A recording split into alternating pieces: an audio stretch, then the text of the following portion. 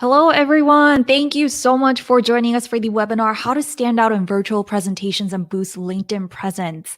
My name is Helen Kim, and I go by the pronouns she, her, hers, and welcome to the Northwestern Alumni Association's Career Webinar Series.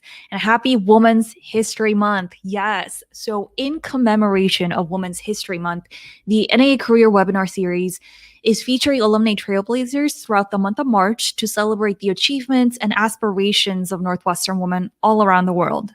For those of you who have been with us before, good to see your names again. I recognize some of those folks who've been here before, so good to see you. And for those who are visiting us for the first time, glad you made it.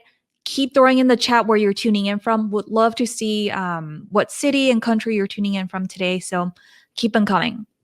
So before we invite Lorraine to start, let's go over some housekeeping rules for today's presentation.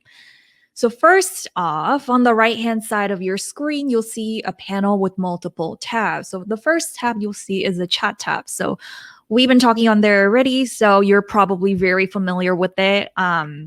So that is where you can use, just your messages to talk to one another respectfully, or if you need to talk with me, you can do that as well. Or if Lorraine has any questions for us to answer open-endedly, you can use that as well.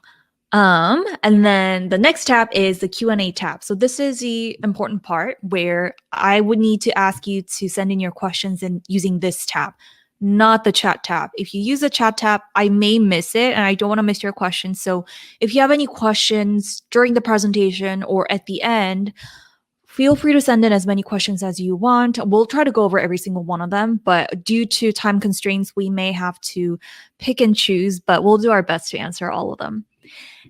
So yeah, we're saving plenty of time at the end to answer these questions. And then lastly, if you experience any technical issues during the webinar, you can email the Big Marker team for further assistance at support@bigmarker.com. And I'll throw that in the chat too if you need to send them a quick email. And then, not lastly, I have another housekeeping point. A link to access the recording of this webinar will be sent to all registrants in about 2 business days. So it'll get sent to your inbox, whichever email address that you use to sign up for this webinar with, you'll see it right there. Now, let me share a little bit about our presenter today. So Lorraine Lee is the editorial director at Prezi, the virtual presentation software that's transforming the way people present on video. Before Prezi, she was a news editor at LinkedIn and served as the editorial lead for LinkedIn's first newsletter product. She's a proud graduate of Northwestern's Medill School of Journalism and an alumna of Poynter's Leadership Academy for Women in Media. She's also a member of Northwestern's Council of 100, an invite-only organization of NU women selected based on career trajectory, achievements, and commitment to mentoring, and a mentor at Digital Women Leaders. So Lorraine, thank you so much, and I am now going to hand it over to you. All right. Hi, everyone. It is great to see you. I am so excited to talk to you all today about how to stand out in your virtual presentations and with your video content on LinkedIn. As Helen mentioned, my name is Lorraine Lee, and I am the editorial director at Prezi, which basically means that each week my team is creating and curating dozens of Prezi videos to feature to our millions of users. So we've seen our fair share of videos. I want to take us back to 5 years ago. I had flown from San Francisco to New York, and I was getting ready to enter the Empire State Building. I was so nervous. My palms were sweaty, my body was cold, yet somehow hot at the same time. I was a nervous wreck. But I somehow gathered my courage together, and I stepped onto the elevator to head to the 25th floor, where the video studio was. I was getting ready for my first ever interview as an editor at LinkedIn. Now, being on video, doing video interviews, those were not part of my job description, but I had seen that even back then, that video was becoming really important to the business world, and I wanted to make sure that I was ready for it. So here I was in New York, completely out of my element. I scheduled 4 interviews across 4 days with CEOs, co-founders, and directors. And before those interviews, I spent hours researching them and researching their companies. I ended up with only 10 questions for each person after all that research. But I practiced asking those questions so many times in the week leading up to those interviews so that I could feel more prepared. My first interview was with the CEO of the Clinton Health Matters Initiative, and when it was done, I cannot tell you how relieved I felt. And with each of the other interviews, I started noticing something. Although my palms were still really sweaty, my shoulders relaxed a teeny bit more, and my voice became more confident. Over the course of my time at LinkedIn, I did 20 video interviews, and for my last one, I had gained enough confidence to try my first live on-camera interview. And you can see me here, I'm smiling, and I'm even kind of enjoying myself at this point. That interview then gave me the confidence to step onto a tennis court in Berkeley, California, just a few weeks later for my first paid speaking gig as the on-court announcer for a professional men's tennis tournament. And this opportunity came about because an organizer there had seen my videos on LinkedIn and reached out. Now, I share this story with you all because I want you to see that even though being on video can be really nerve-wracking, it is definitely possible for all of us to learn how to get more comfortable with our virtual presentations and with our videos on LinkedIn. In the next 30 minutes, I'm going to share how to do just that. I'll talk about the lessons I've learned doing video interviews, and at this point, as I'm sure is the case with all of you, countless video meetings to stand out in your virtual presentations and with your video content on LinkedIn. I'll share how to get more confident and to stand out with your video content. I'll share best practices for video meetings. And then lastly, I'll talk about how you can ensure that the content that you're sharing on LinkedIn has the most impact and reach possible. By the end of this presentation, my hope is that this here will be you, equipped to create very impressive virtual presentations that get these kinds of reactions from your audience. So let's get started. Again, my name is Lorraine Lee. It is so nice to meet all of you, and I am the editorial director at Prezi, a virtual presentation software that's transforming the way that we present on video. And yes, in case you were wondering, I am using Prezi Video for this presentation. Before Prezi, I was an editor at LinkedIn for 6 years, where I created its Female Founders video series, and I was part of the team that launched LinkedIn's first ever video product. Thank you so much for joining me today. I know you have a lot of choices, so I'm very appreciative of your time, and I'm very excited to talk about all the things that I've learned at both of these amazing companies that you can start using today.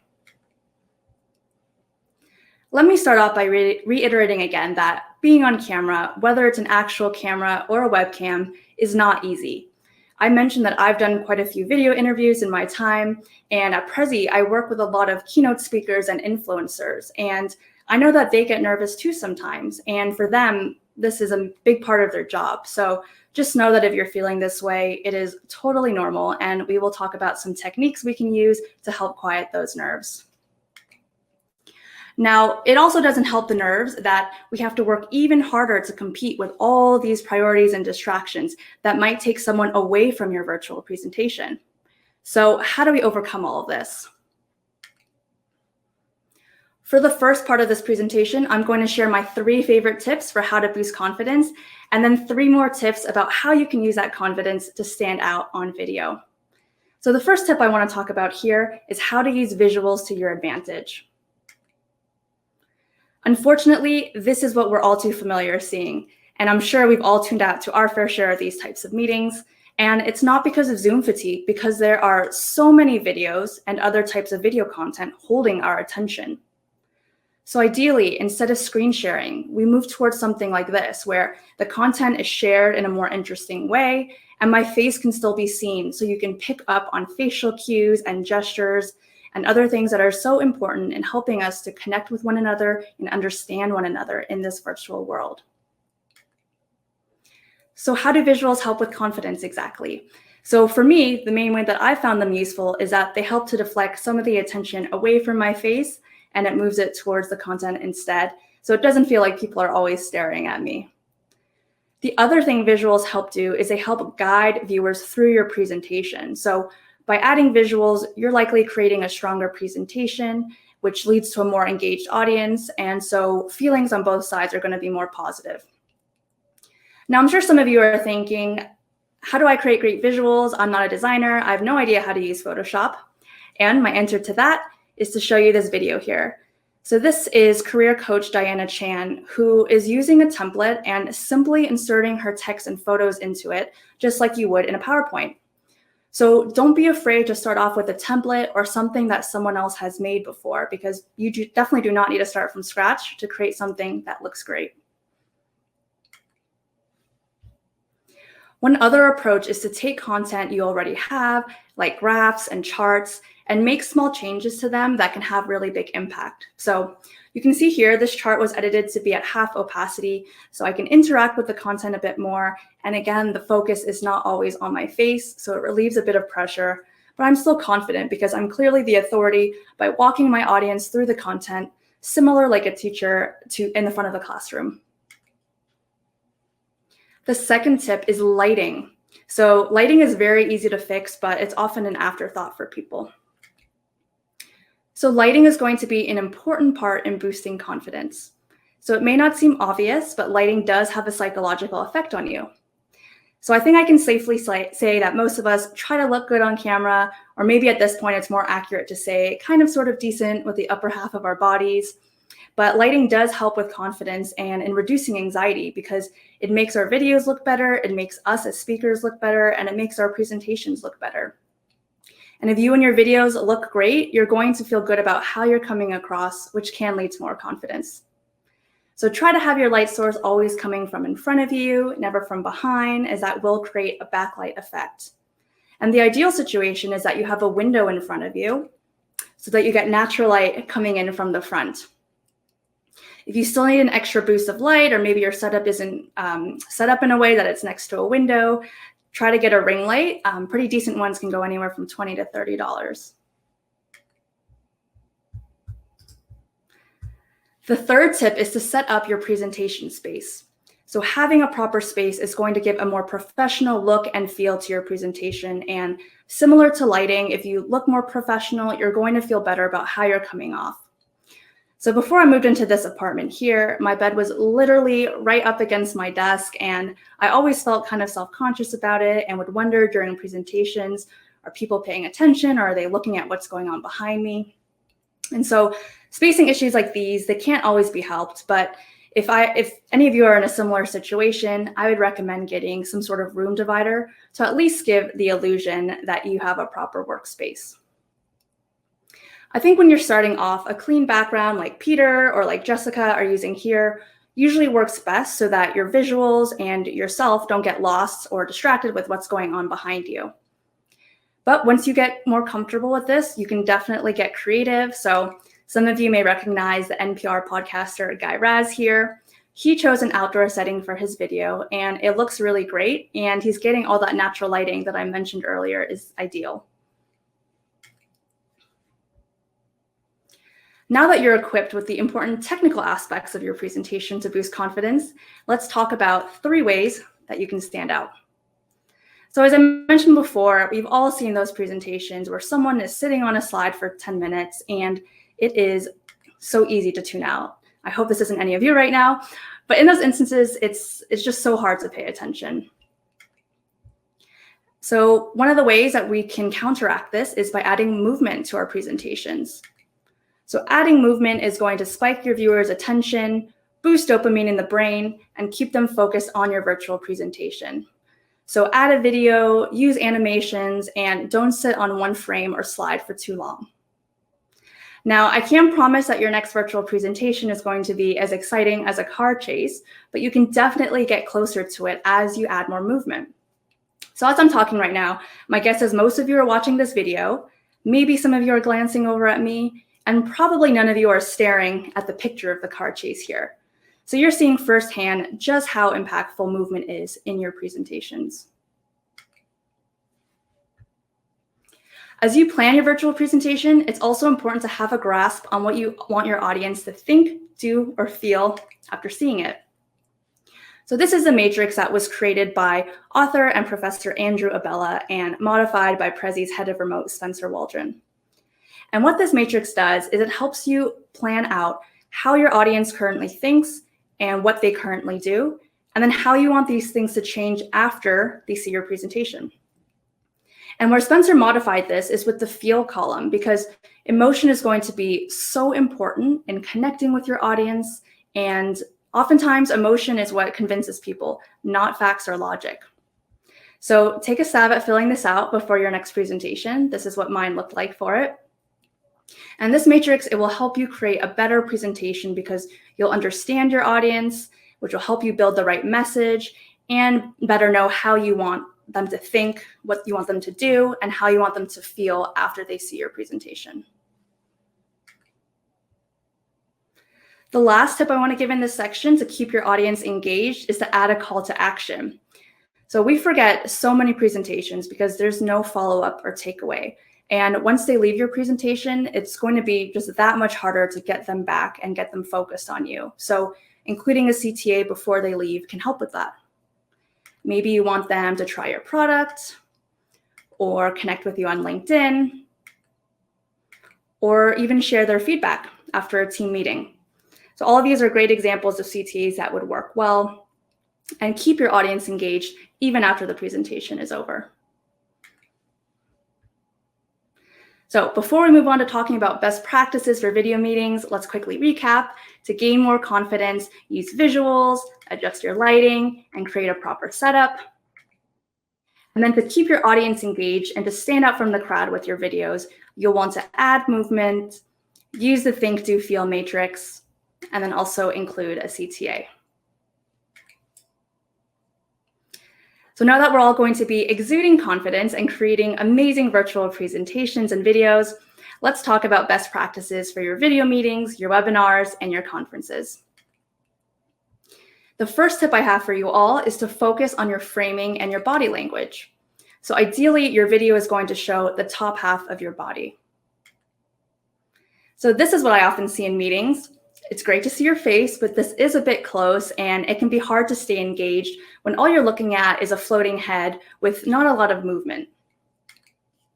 So this is the ideal. Your video should show your shoulders and a bit of your torso because this will allow others to see more than just a floating head. And it feels more like you're having an in-person conversation with someone because you can see their body language and their hand gestures, which I will touch on later. So I like to try to have an arm's length of distance between myself and my camera to get that proper framing. Eye contact is also going to be really important to make your virtual presentation feel more personable, but it can be one of the harder things to do, speaking from experience. So usually you should be looking at the camera or right below it, but I get it, we're all human, and naturally we want to look at ourselves to make sure we look okay. But as best as you can, fight the urge, and I would recommend turning off self-view to help with that. I see a lot of presentations and even video meetings where people are looking kind of sideways at their content or even an entirely different monitor, and it looks like the person is distracted or disengaged, which of course is going to make the audience feel that way too, because if the speaker isn't focused or paying attention, why should the audience? So as best as you can, look at the camera or again, right below it, so that the other side feels like you're talking to them and looking at them. The last tip within the framing and body language section is going to be hand gestures. So hand gestures are a great way to build trust with your audience. Research has shown that movements like open palms and mirroring the other person's body language makes you come across as more likable, more warm, and more energetic. Now, this is a video here by Vanessa Van Edwards, and Vanessa is an amazing public speaker, and she does a great job with hand gestures, and she's actually talking about them in her video here. Her team did a really interesting analysis of popular TED Talks by views, and they found that the most viral videos had speakers who used an average of 465 hand gestures, while the least popular TED Talks, the speakers for those TED Talks used only 272. So that's nearly 50% less. Now, Vanessa goes into a lot more depth in her video, not just about hand gestures, but also the factors that go into charisma and some ways that you can better prime people before video meetings. So we definitely encourage you to check out her video at this link here. Now, hand gestures aren't always the most natural thing to do when your hands are resting on your keyboard or your mouse, so I recommend starting small. So you can use basic gestures like counting things off. If you're talking about something small, use the pinch gesture. Widen your hand positioning if it's something big. And if all that still feels kind of strange to you, I like to recommend just waving at the start and at the end of the meeting. I think anything to get your hands in the frame and moving is going to be beneficial to you. The next thing to do when you're presenting in video meetings is to make sure you're standing and projecting. So this video here is of keynote speaker Brian Fanzo, and you can see when he's standing, he has so much energy. And I mean, this video is silent and we can all still tell, right? And he's interacting with his visuals like I mentioned before, and it just feels a lot more dynamic than if he were sitting down constrained by his chair. One thing to watch out for, which is something I've been guilty of before, and that's why I know to warn all you about it, is that when you're standing, watch out and avoid rocking back and forth. This is something I've done when I've been nervous. So if you need to record yourself practicing, practice in front of others to make sure that this isn't happening to you. And if you decide to stay sitting, the equivalent of this would be swiveling in your chair side to side. And the last thing I recommend that you do in video meetings is to project your voice. So this is a nice trick I learned from Spencer, my colleague I mentioned earlier. Raising your voice 20 to 25% louder than you might normally speak helps you eliminate filler words that might otherwise creep in and make you seem unsure of yourself. So by raising your voice, you become more intentional about what you want to say, and it helps you eliminate those filler words because usually they sneak in when we're speaking in a more relaxed manner.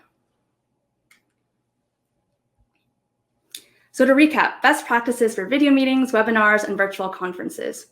Focus on framing and body language, which includes body positioning, eye contact, and hand gestures.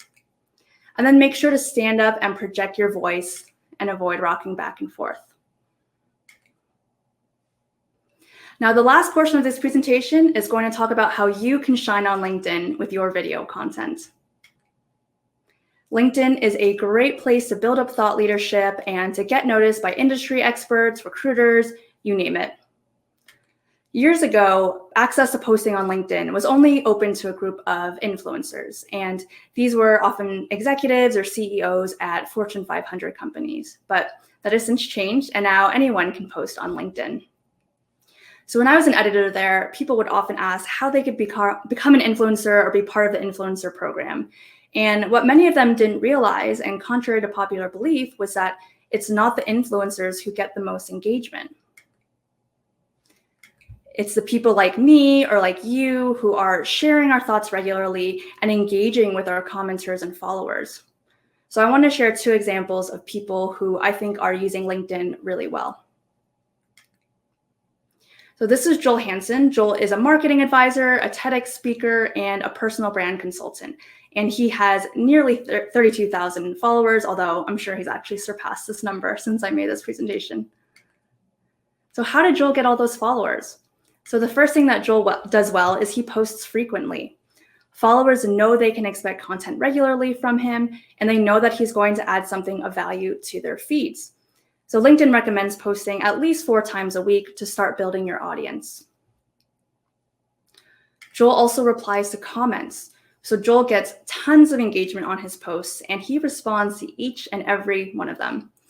And no one wants to feel like they're talking into a black hole when they comment on someone's post. So when Joel responds, he makes sure they feel heard. And this is a really great way also to build relationships with your followers.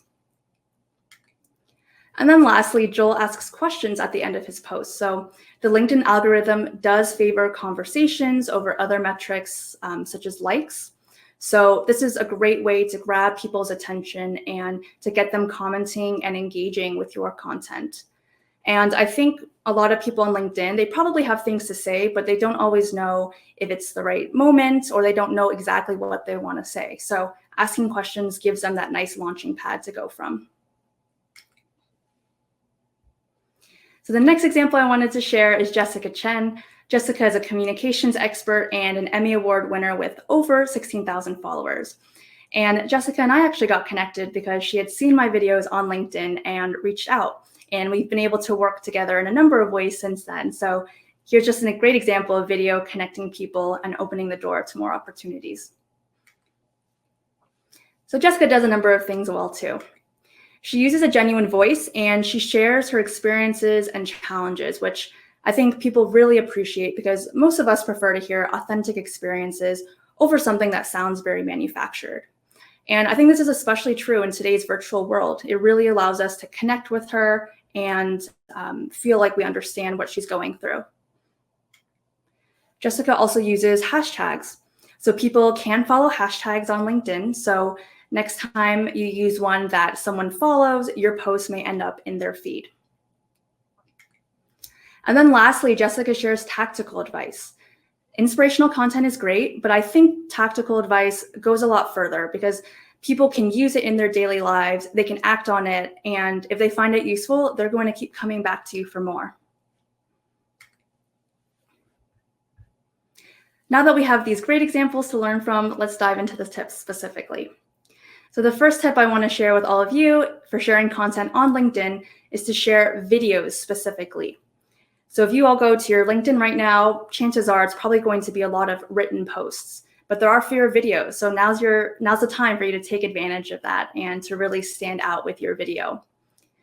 So if you do share videos, I would recommend you share it as a native upload. So what that means is this is what it looks like on desktop. You would click this video button here and you would upload your MP4 file specifically to the post itself. And what this does is that your video will start playing automatically in people's feeds, which again, because of that movement, it's more likely to get views and engagement that way. And just a note that if you are doing this on LinkedIn, your video needs to be under 10 minutes. The second tip is that your content is ideally relevant and timely. So if you create content around a topic that's trending in the LinkedIn news module, this is what it looks like on desktop here, your post may get picked up by one of the editors. And if you get featured, you are very likely to notice a spike in your followers because this module here gets a ton of traffic. And the great thing is that even after the story expires, those followers stay your followers. So next time you post that really great video, you have this whole new network of people who might see it. And if they engage with it, maybe their network then sees it, and so on and so on. And you're creating a really nice viral network effect. And the last tip here is one I touched on earlier with Joel and Jessica.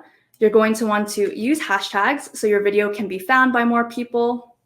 You'll want to tag others so that they get notified and hopefully can comment on or reshare your content.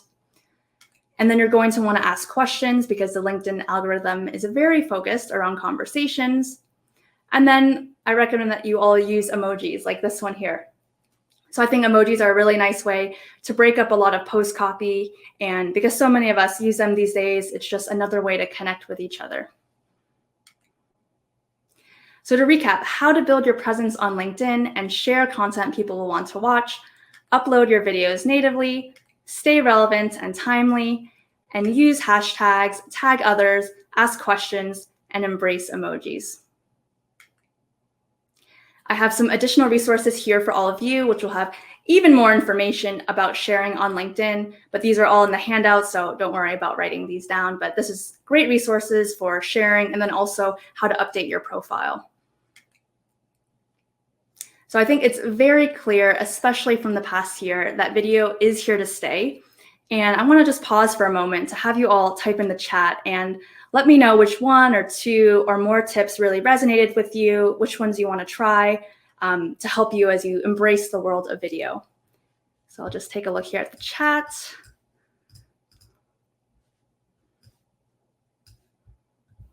Oh, I have to scroll down, a lot of intros.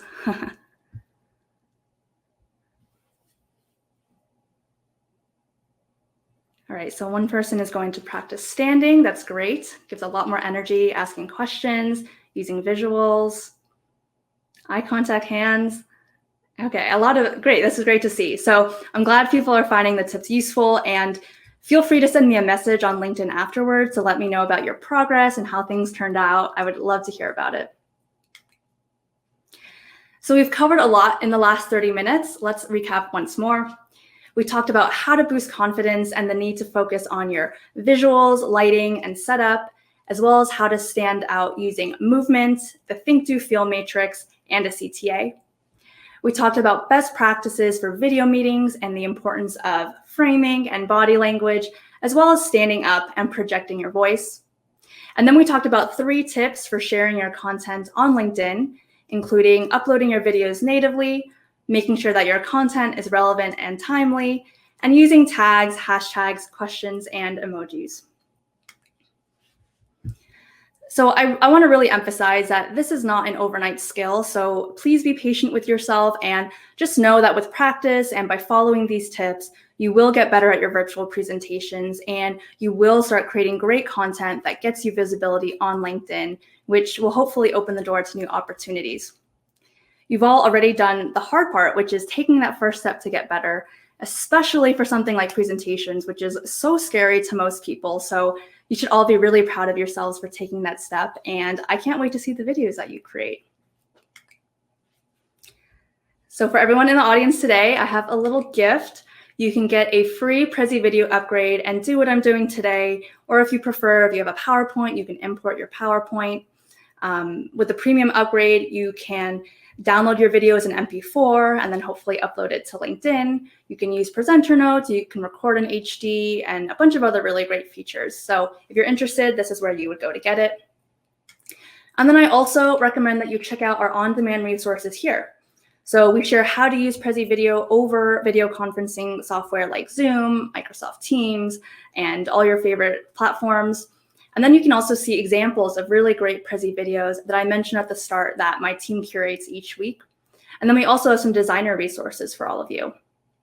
And all of these resources, the Prezi resources, the LinkedIn resources, they're all at this link here as well as in the PDF. But I recommend checking out this link from time to time because I am updating it. So before we dive into the Q&A, I would love to ask all of you to please fill out this survey after the chat. I'm still learning like all of you, so I would love to hear what part you found most useful and what I could do differently next time. So thank you so much again, everyone, for spending your time with me. It really means a lot, and I hope you found this helpful and that you feel more confident and more excited for your next virtual presentation and with your video content on LinkedIn. And with that, I will hand it back over to Helen for Q&A. Thank you so much, Lorraine. We have so many questions. I'm sure you're aware. And let's just dive right in. We're just gonna start off. And folks, feel free to send in more questions. And Lorraine, I am gonna have to break one of your tips about making good eye contact because I'm gonna have to read questions out loud to you and then look at my camera. So I will do my best to keep my eye contact. I learned a lot too, and I'll be continuing to improve my presentation skills as well as I, manage more webinar programs. So thank you all for sending in the questions. Let's just dive right in. So the first question is from Cecilia. And I will say all of these questions could really, be different compared to, specific programs like Zoom. This could, make sense for Prezi, or this could not make sense for Prezi in certain ways. So let's do our best to answer as many questions as possible that make sense to you. If you don't know any answers to the question, feel free to let me know and we can do our best. So first one is from Cecilia.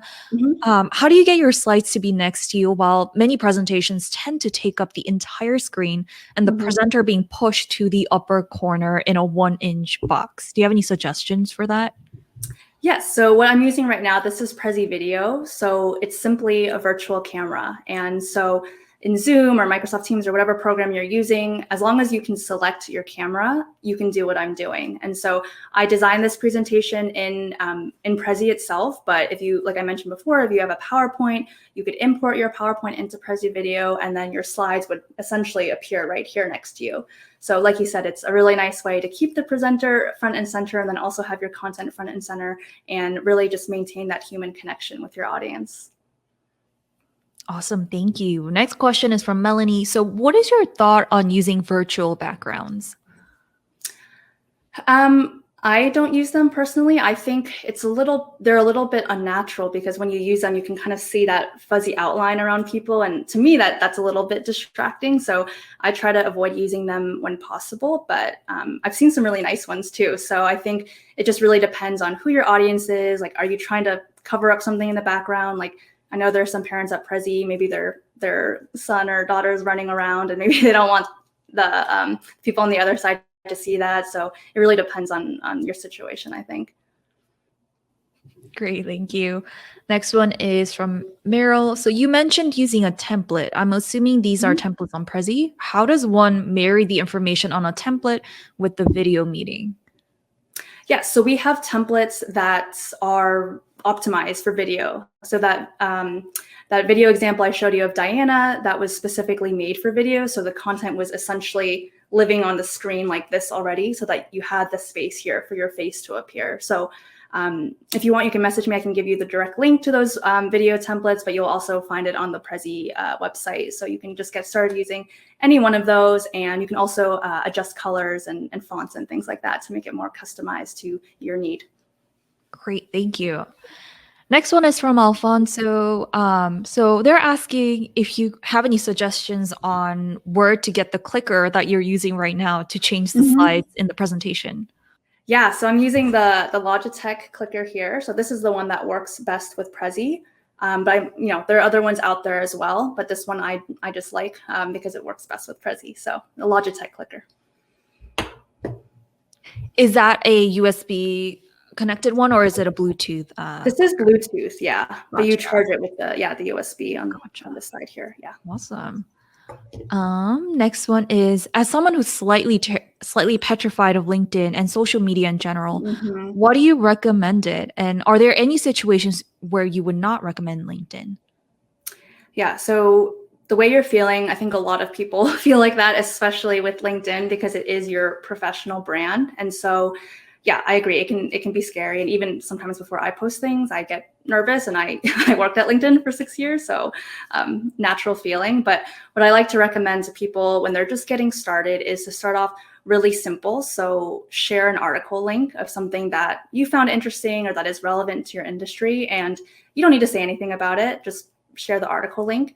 And then as you start getting more comfortable with that, you can add 1 or 2 lines of what you thought about the article, or maybe you take out like a paragraph that you found interesting, and then maybe you ask a question afterwards, like I mentioned before, to get people engaging with and commenting on the post. And then I think that those are really nice steps to kind of ease into it. And over time, yeah, you'll start building up your audience, building up more thought leadership. And so, yeah, I would recommend just starting small, and then over time you'll get more comfortable, and you hopefully will end up posting videos and other types of content on the platform.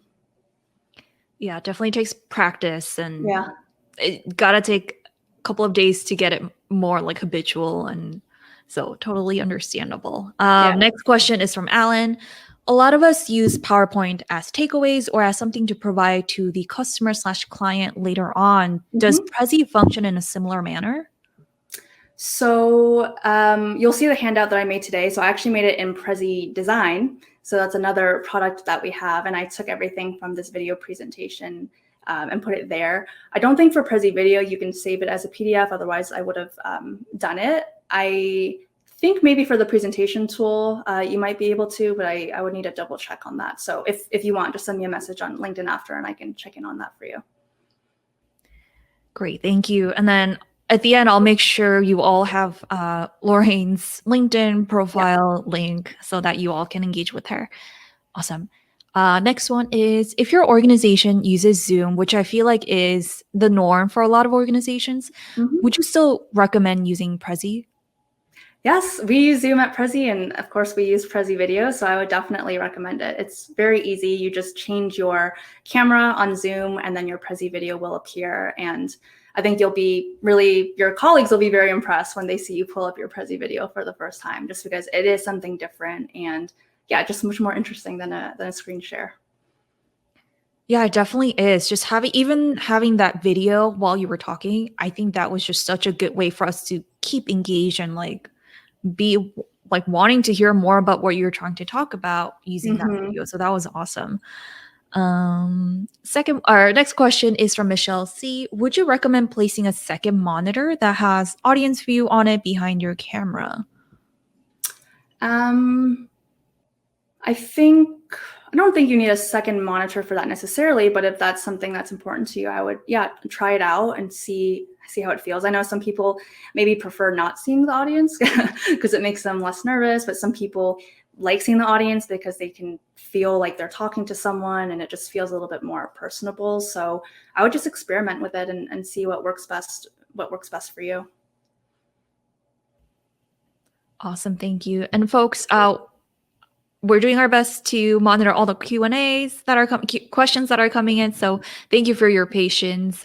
Moving on to the next one. So when you mentioned uploading videos, are Mhm. these videos of us talking, someone else? Should they be relevant to our work?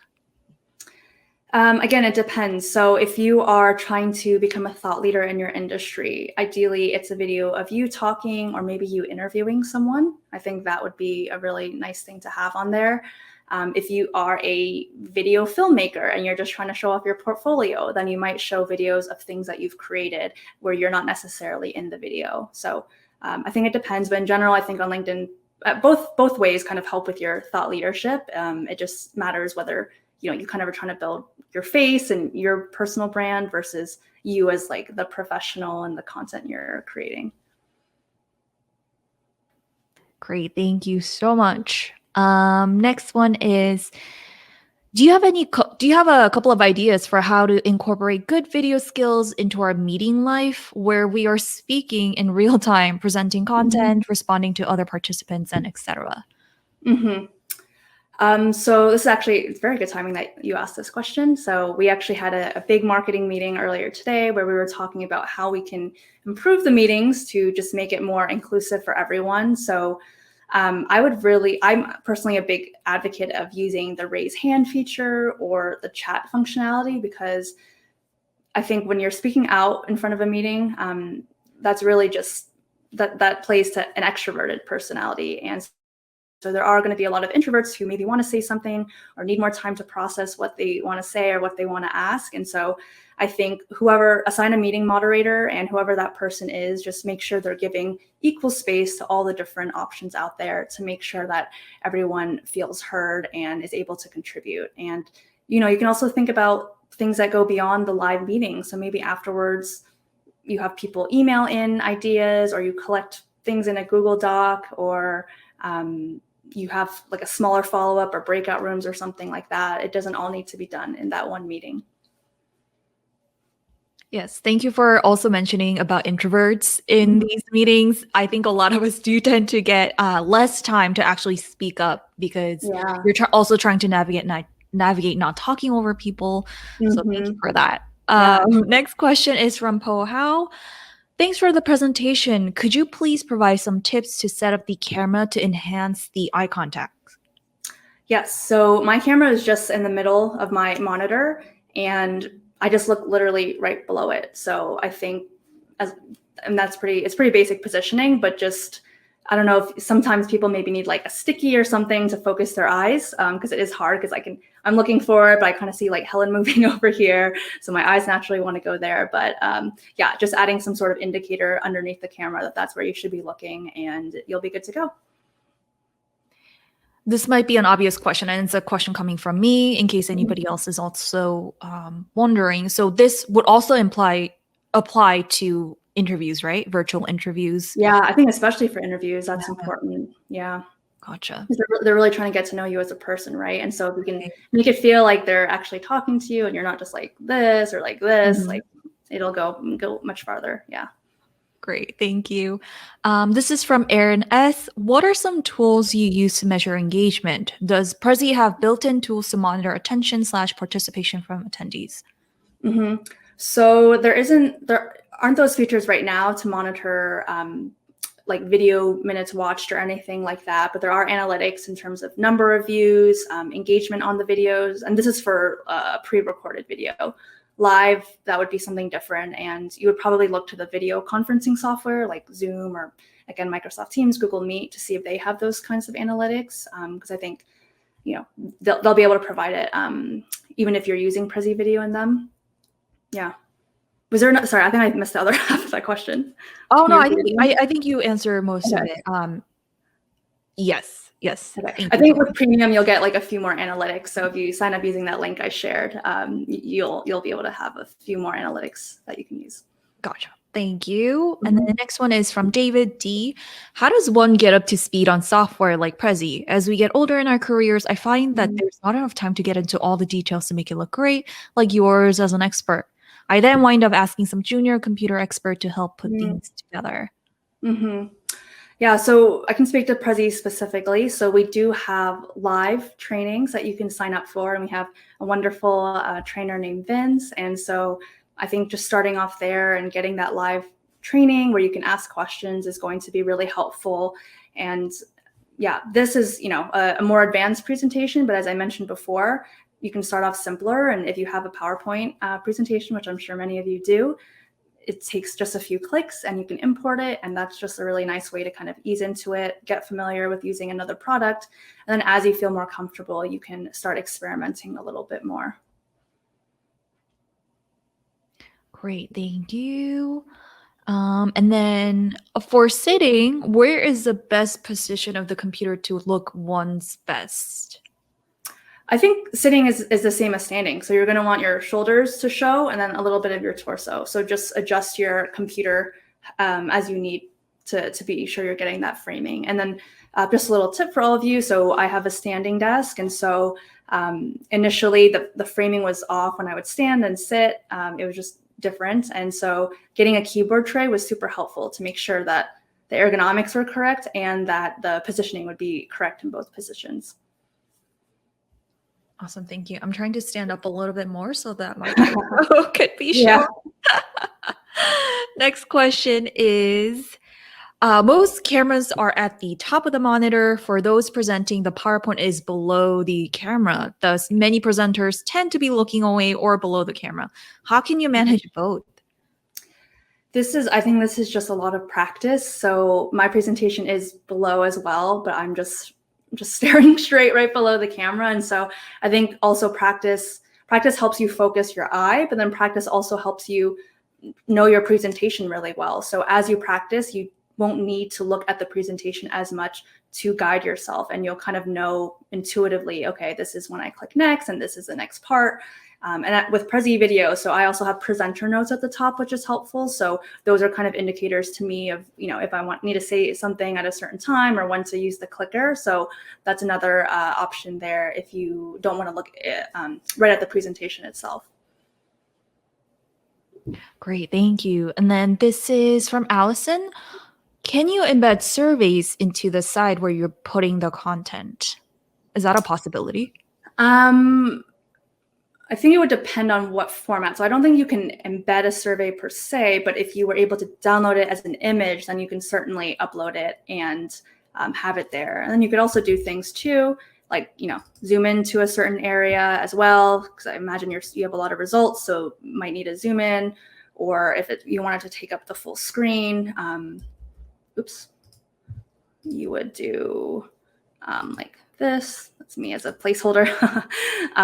And then since I'm on this already, I'll just show you, like, if you ever wanted to take your content off the screen easily, it's very simple to do. So this is just a 1, 2, 3 on the keyboard. Awesome, thank you. And then another comment from Dave H, or a question from Dave H. Any guidance on colors not to wear in a virtual presentation setting? Is it better to wear more neutral or dark clothing?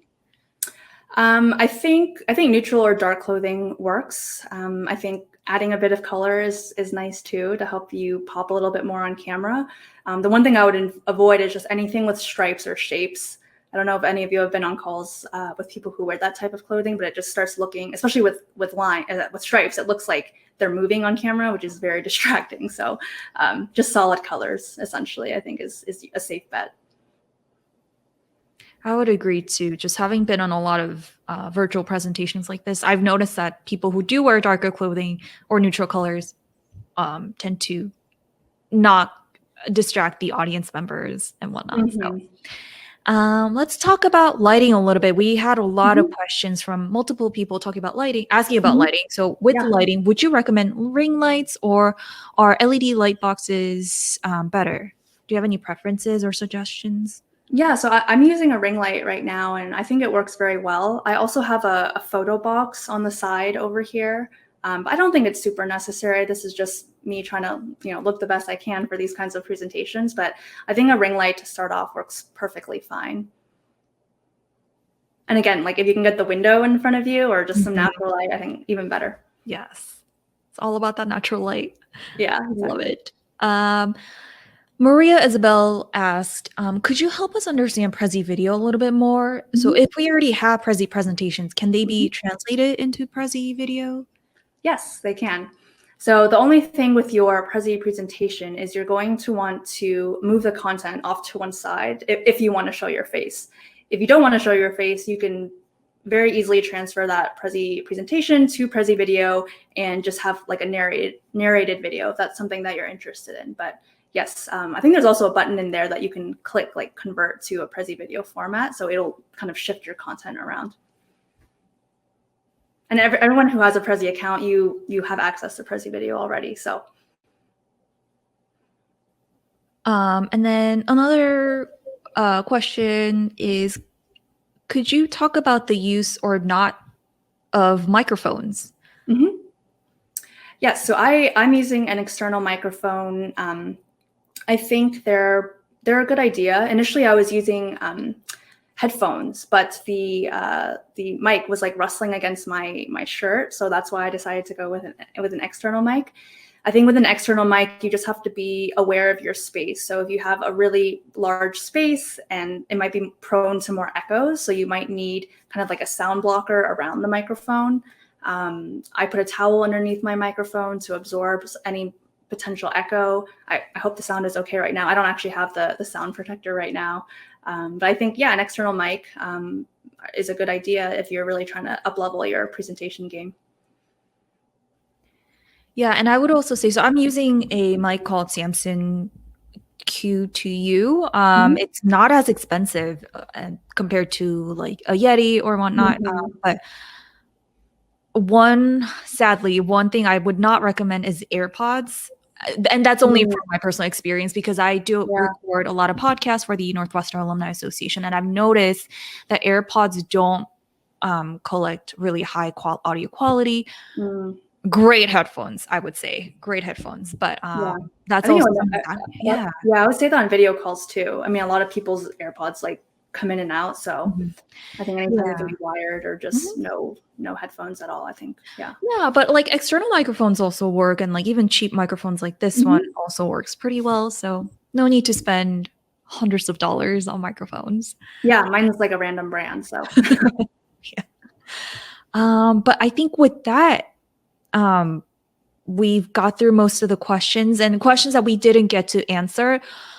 Folks, if you would like to reach out to Lorraine directly to ask her questions or connect with her on LinkedIn, please do so. I'm sure she'll be happy to connect with you all. But like she said, she has a handout for you. So click on the handout tab and you'll be able to download it. But Lorraine, before we end, do you have anything else that you'd like to share with us or leave us with your last words of wisdom? I think I just want to say thank you again, everyone, for spending your time with me. I know there's just so much going on in the world today, so I really appreciate it. And I hope you found this valuable, and please fill out the feedback form if you can. And I hope you all feel more confident and excited now. I'm very confident that all of you will be able to keep improving, and I really want to hear about it. So just definitely send me a message on LinkedIn or connect, and would love to just keep in touch with all of you. Thank you so much. So I will make sure that folks who joined us today or who didn't get to join us, you will receive the link to the recording, the handout as well, and Lorraine's contact information in the post-webinar email. So you will have all of that in one go. So no need to worry, no need to quickly write things down right now. But thank you so much, Lorraine, for just literally enlightening us with so much information that is so needed during this time of the virtual world. So thank you so much. And thank you all of you. Thank you to all of you who joined us today. I hope that we'll see you in future webinars, especially during this month of Women's History Month. But yeah, wherever you are, have a great rest of your morning, afternoon, evening. Thank you so much. And we'll see you next time. Bye-bye. Thank you.